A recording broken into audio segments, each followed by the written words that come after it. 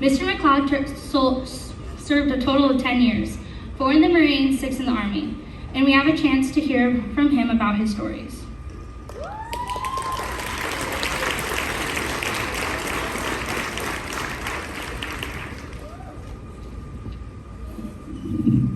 Good morning. Happy Veterans Day, Marines, sailors, soldiers, airmen, and to all those who have served and are currently serving. I thank you for your past service to this country and the service you provide for us today as an example to the young people here. Let me tell you a little bit about myself before I begin. I was born in 1983 in the city of Fresno, California. My mother had been in the months prior, had just returned to her mom and dad after running away to meet my father in Washington. He was an Alaskan native and known to be a big troublemaker. These were both things that made my mother's family very unhappy. And despite this, and their very young age, they insisted that my mother and my father got married immediately. I think, if anything, this was the first sign of difficulties I would face later in life. As I grew older, my father was always running away from his life, and my mother was always just surviving. You see, I have 2 younger siblings, and early on it fell upon me to help and protect them in this crazy world that we lived in. My father, while I was growing up, was either always running from the authorities, sitting in jail, or just plain absent. My mother, to this day, is aggressive, kind of energetic, and had a tendency towards anger. When she wasn't cooking, she was yelling, and it wasn't until I was older that I understood that she had no idea what she was doing. She was never shown how to be successful when it came to life, how to pay bills, education, or parenting.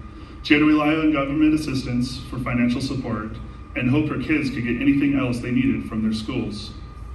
With income varying so often, before I reached my senior year of high school, we had moved 22 times and I had gone to 14 different schools.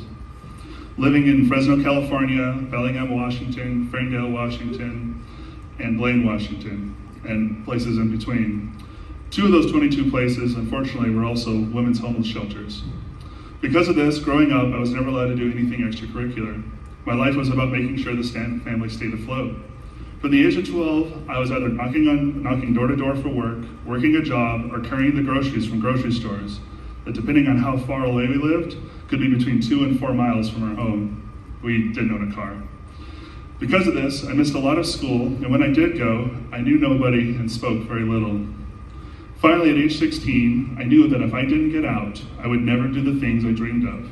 I had ambitions and dreams of becoming a scientist or an engineer, and this wasn't my path to success. I knew I had to focus on me before I could really do anything to help anyone else. In order to survive, I started at an alternative school. I had to go once a month. This allowed me to work full-time for a while.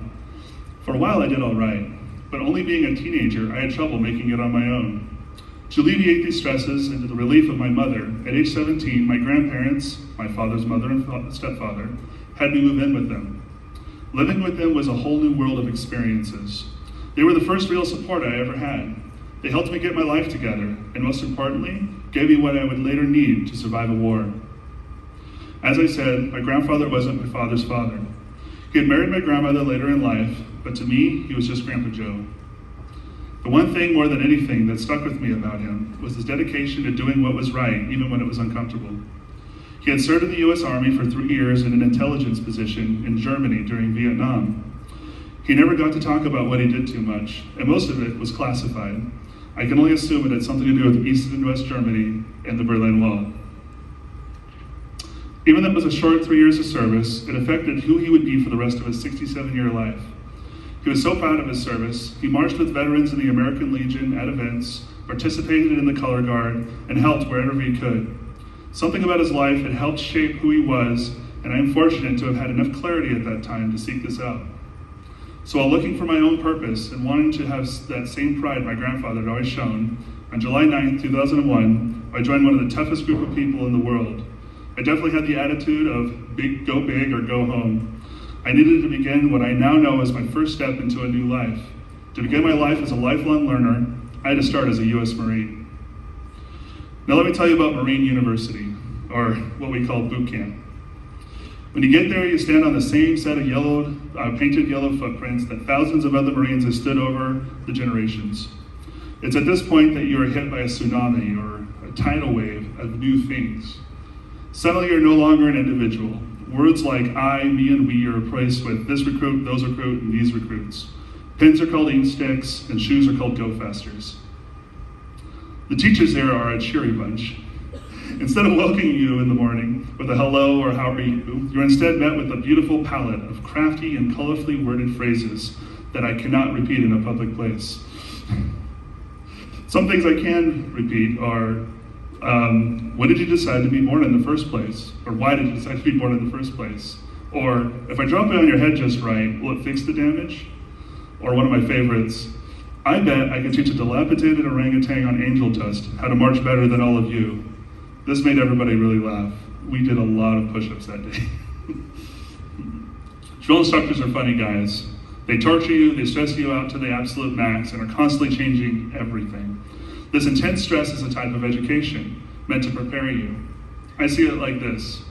Anyone who has ever had to do rifle manual, using a mattress while your sheets sit on the floor in a running shower, all while screaming the Star-Spangled Banner, while having to keep a straight face, may have the discipline to survive the chaos of combat. Well, my time went on in boot camp, and towards the end of the second month, most recruits were getting anxious about graduation, and most whispered discussions were about the possibilities of getting stationed in Honolulu. We were in field week, firing our rifles, like we always do, because that's what Marines do. And the base chaplain comes out with our senior drill instructor. You see, this day was different. This day was September 11th, 2001. When we first heard about the towers falling, we didn't hear directly because we don't have any media, TV, phones, or anything in boot camp. We just thought the GIs were making something up or just trying to exaggerate to scare us. But soon we noticed that the San Diego airport next to boot camp was empty. And we also heard drill instructors talking to each other about the fact that Camp Pendleton, the base that we spent half of boot camp at, was being guarded by tanks. We knew it was true. From that point, boot camp seemed a lot different. It was at that point we realized, some of us for the first time, that we were the response to this sort of thing. That our oath, our commitment, meant more now than just words. That we had been transforming ourselves from individuals with different motivations, ambitions, and different goals to a group with a common purpose.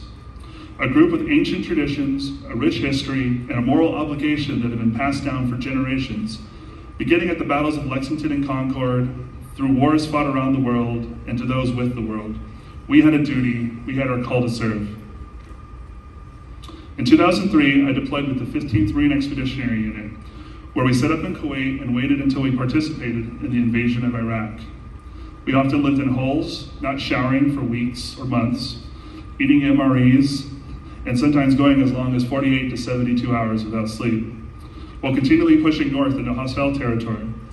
There were many nights, some worse than others, that I wasn't sure if I would survive. When I got back to the States, I was offered the chance to immediately jump on a second deployment. I once again volunteered and returned to Iraq in the spring of 2005. This time was different. We had a much more prepared enemy. We had car bombs, and operations in Fallujah were still ongoing, trying to drop out an enemy force. And that was being routed to where we were in southern Baghdad. There were some nights that were very difficult then as well. I then returned to the States and was honorably discharged from the United States Marine Corps on July 9th, 2005, exactly 4 years from the day I joined. I now thought I had what I needed. So what did I do? I enrolled in art school to become a video game designer. After spending 6 months in college, which you can kind of think of this as a positive thing, I started talking with some of the Marines I'd been with in Iraq, and all of them were getting letters recalling them back into the military due to a troop surge in Iraq. I just knew my letter was coming. So to get around having the same job, I joined the Army. Now, the first time I went in the military, the Marines, I didn't pick my job. It was before 9/11, and the military was shrinking. I had very high test scores, and even passed the language entrance exam. But unfortunately, there were no openings. This time, though, when I joined the Army, I told the recruiter, put me on active duty, but I want to pick my job. So I joined the Army and signed on to be a human intelligence collector. It's a nice word for interrogator, and Arabic linguist. I spent 2 years at language school, where upon my graduation, I immediately received orders to return to Iraq for a third year. I then met with the Washington National Guard in a unit deployed outside of Mosul, Iraq, which was the hot spot at that time. where I completed over 200 missions and worked as a machine gunner, a translator, an interrogator, and personal security detail leader for our lieutenant colonel. I was very, very busy. Upon returning, I joined the National Guard unit and spent the remaining years at home. So now that you know a little about me and my perspective, there are two things I want to talk about. One, education, and two, service.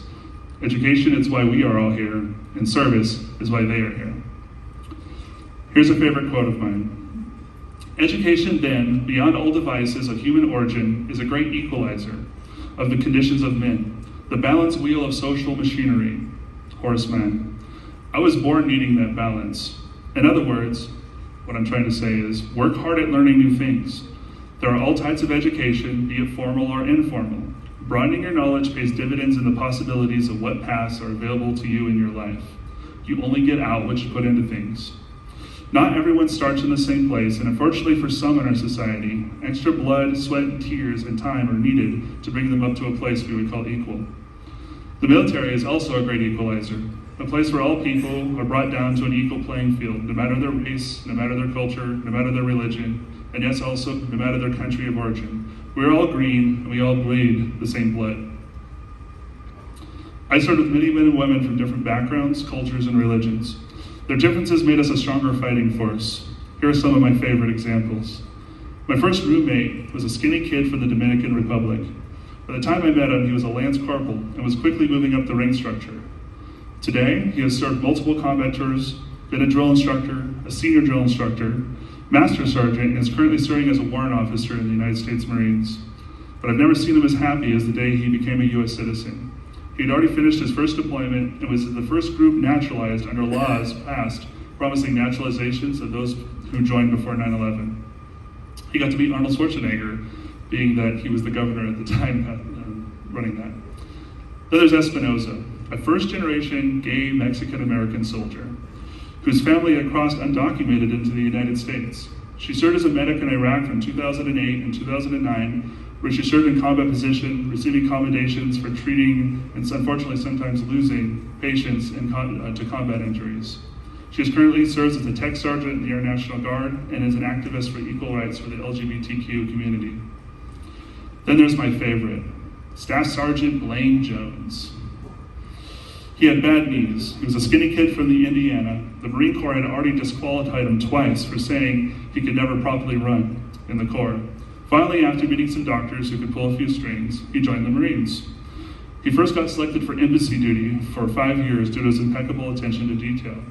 Next, he was the platoon sergeant of my unit during the invasion of Iraq, where he received combat commendations. He then became the first Marine to be promoted meritoriously to staff sergeant with less than 2 years as a sergeant.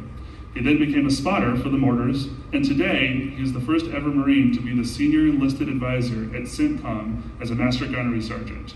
Oh, and he never ran he always ran under a 6-minute mile. The things I and these others learned became a springboard for what we did later in life. Let's talk about service. Mahatma Gandhi once said, "The best way to find yourself is to lose yourself to the service of others."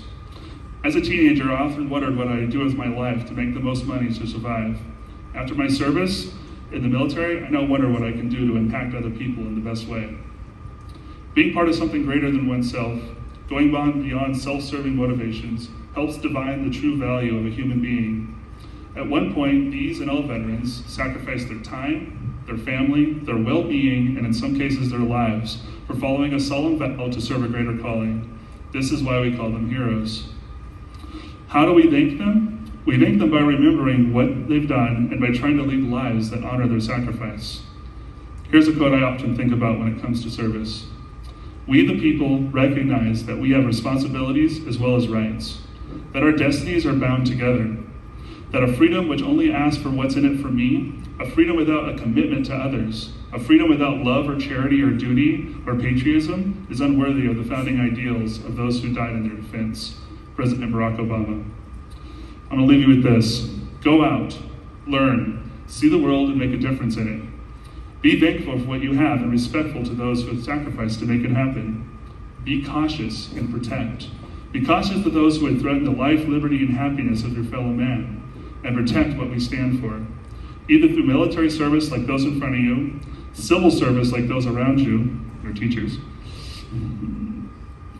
and those behind you, or through simple acts like helping your fellow human, your community, or your neighbor. When you're of age, vote. Many have died for this right, so vote with others in mind. I want to thank you veterans, thank you Kamaikan High School, and bless the United States of America.